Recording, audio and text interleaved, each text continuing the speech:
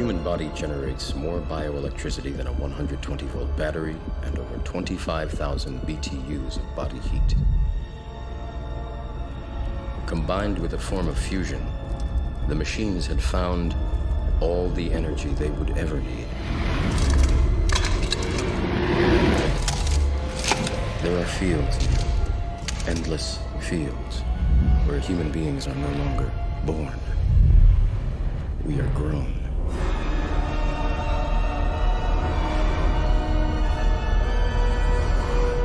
For the longest time, I wouldn't believe it. And then I saw the fields with my own eyes. Watched them liquefy the dead so they could be fed intravenously to the living. And standing there, facing the pure, horrifying precision, I came to realize the obviousness of the truth. What is the Matrix? Control. The Matrix is a computer-generated dream world, built to keep us under control in order to change a human being into this. No. I don't believe it. It's not possible. I didn't say it would be easy, Neo. I just said it would be the truth. Stop. We're living on the CD. It's a non-moving flat disc with an exit hole in the middle, where all compasses point north, the magnetic north, which is actually the south. All magnets point south because it's pointing inward to the center of the flat Earth plane, but it's called the North Pole. And there's a dome above, and the sun and moon are inside the dome, spiraling around, creating the seasons, spiraling inwards and outwards. Now on the CD, it looks like a circuit board. We've got roads that look like circuits, and all the cars and people traveling on the roads and sidewalks look like the energy traveling around a circuit board. Because we are on a circuit board. We are a computer simulation. Now in the center of the CD is the Aurora Borealis. It comes spiraling out of the center hole, the womb of the earth, the womb of the mother goddess. So the sun spirals round and round, creating the seasons, and it injects its menstrual blood into the holy hole, the womb of the earth, and it hits the black hole sun on the bottom of the disk. Now on the bottom of the disk, it's like a division symbol. Up above is the sun above, and below is the sun, the black hole sun below. That's the land of twilight. At the beginning of the video he shows a CD or a disc. He immediately draws the geometric shape of an oblate spheroid.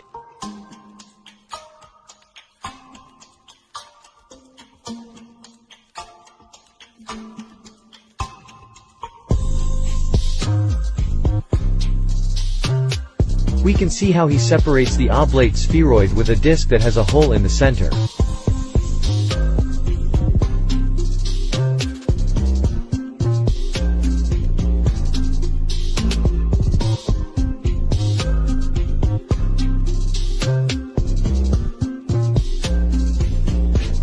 Then, below he draws a circle with a swastika inside and immediately paints it completely black.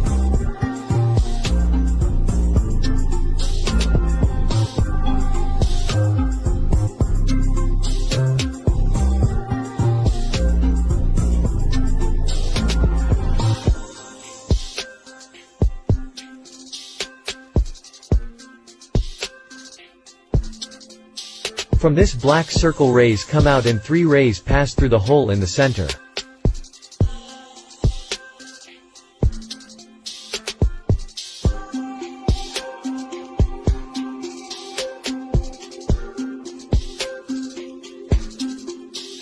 Below he writes, "Still One of the possible meanings of this black circle may be the black sun. He draws reliefs on the edge of the hole and writes North Pole.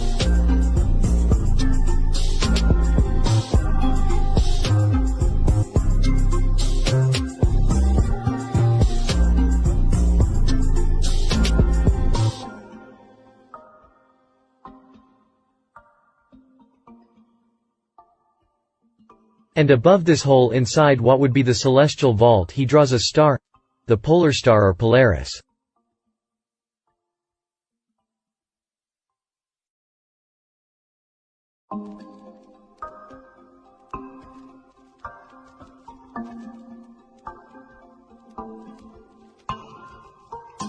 He marks 2 points and connects them in a circle and writes equator.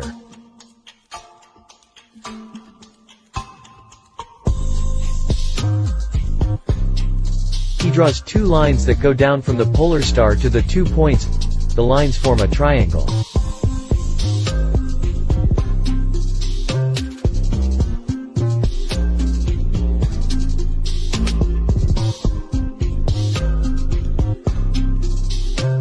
He highlights 2 of the rays coming out of the black sun and also forms a triangle, but vice versa.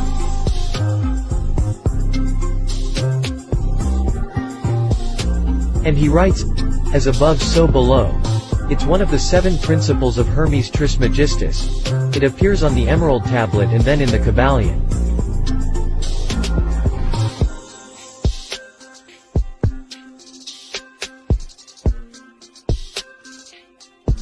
He erases the intersections and draws the sun and moon.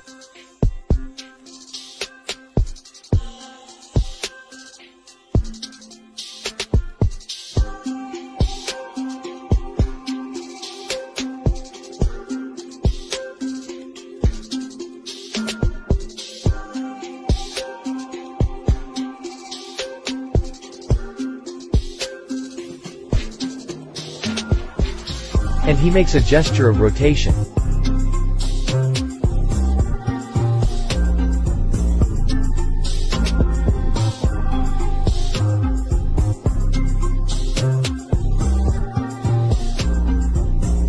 He draws 2 arrows to show the distance of the moon and the sun.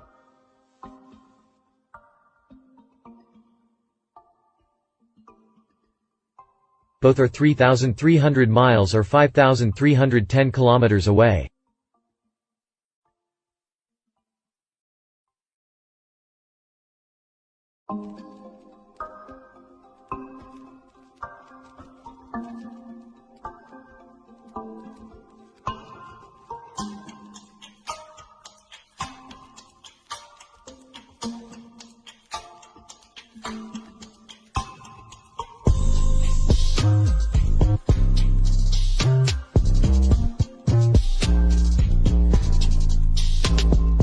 Then he measures the diameter of the sun and moon, being the same with a diameter of 32 miles or 51 kilometers.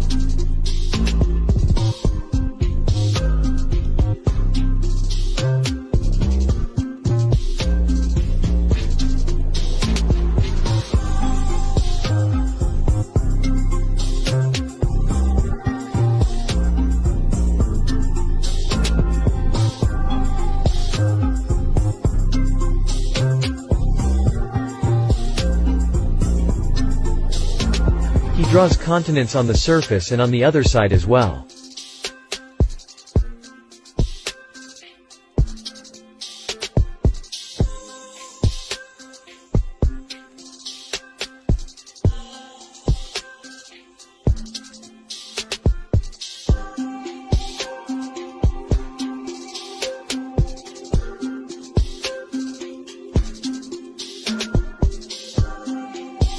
He points both sides and writes, same.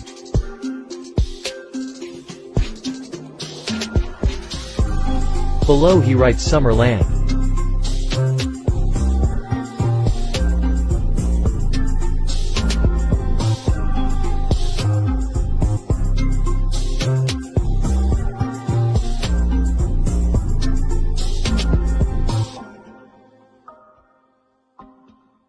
He draws rays coming out of the black sun and writes, Northern Lights.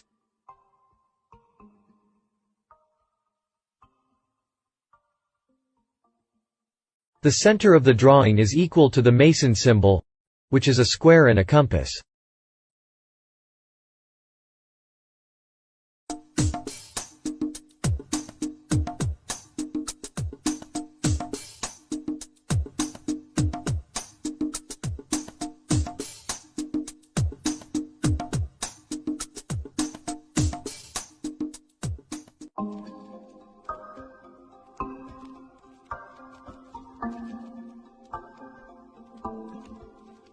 He points out the ray coming out of the black sun toward the moon, and then he erases the face of the moon.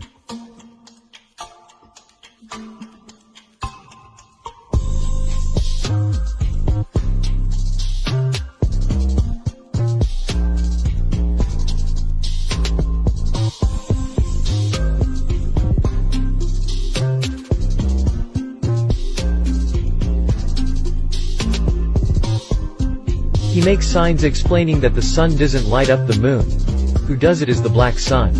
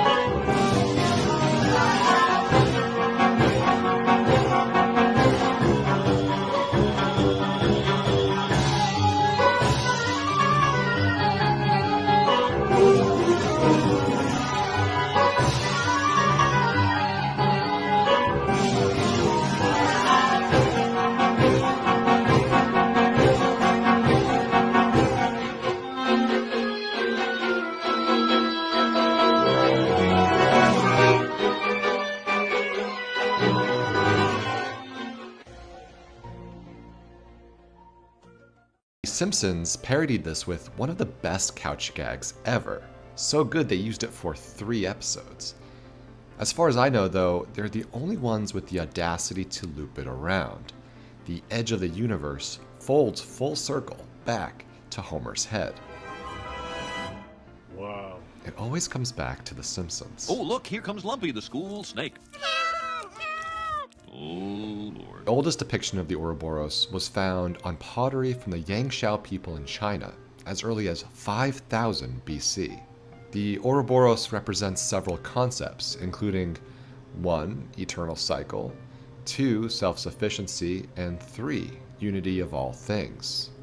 For ancient Egyptians, it symbolized the formless chaos that envelops the structured world and plays a role in its cyclic rejuvenation. It embodies the concept of disorder coexisting with order, highlighting the eternal cycle of renewal that maintains the balance of the universe.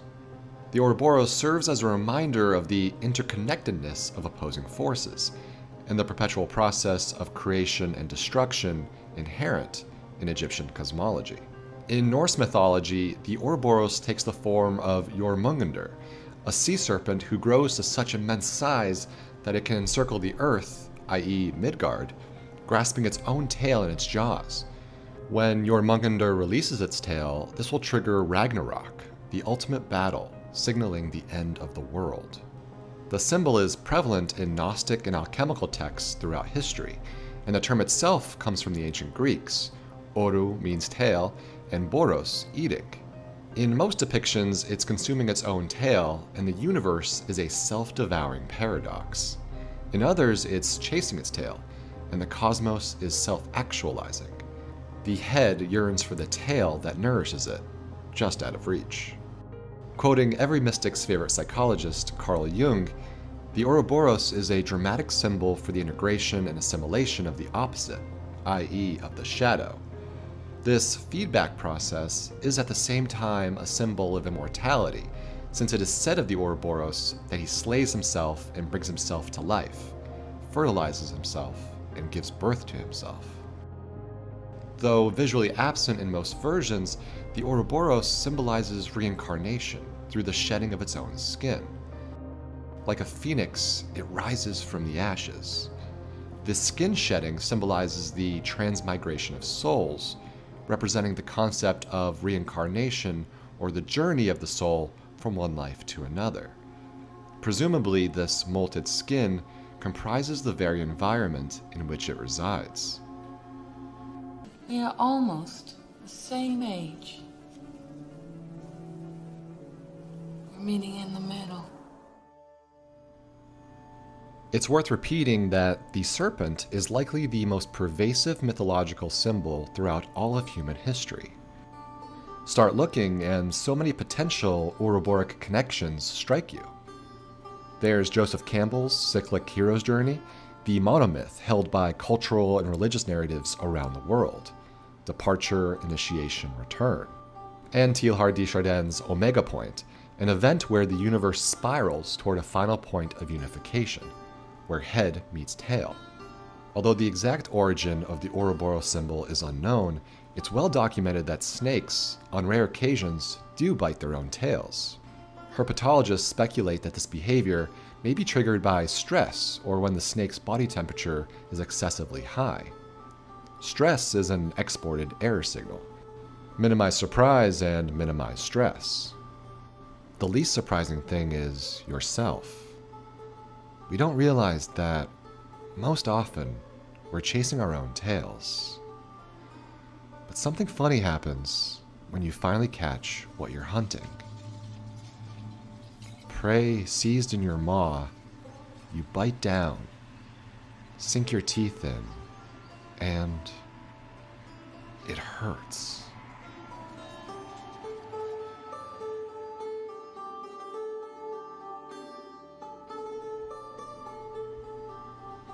I leave you with a quote from Thomas Pynchon. If patterns of ones and zeros were like patterns of human lives and deaths, if everything about an individual could be represented in a computer record by a long string of ones and zeros, then what kind of creature could be represented by a long string of lives and deaths?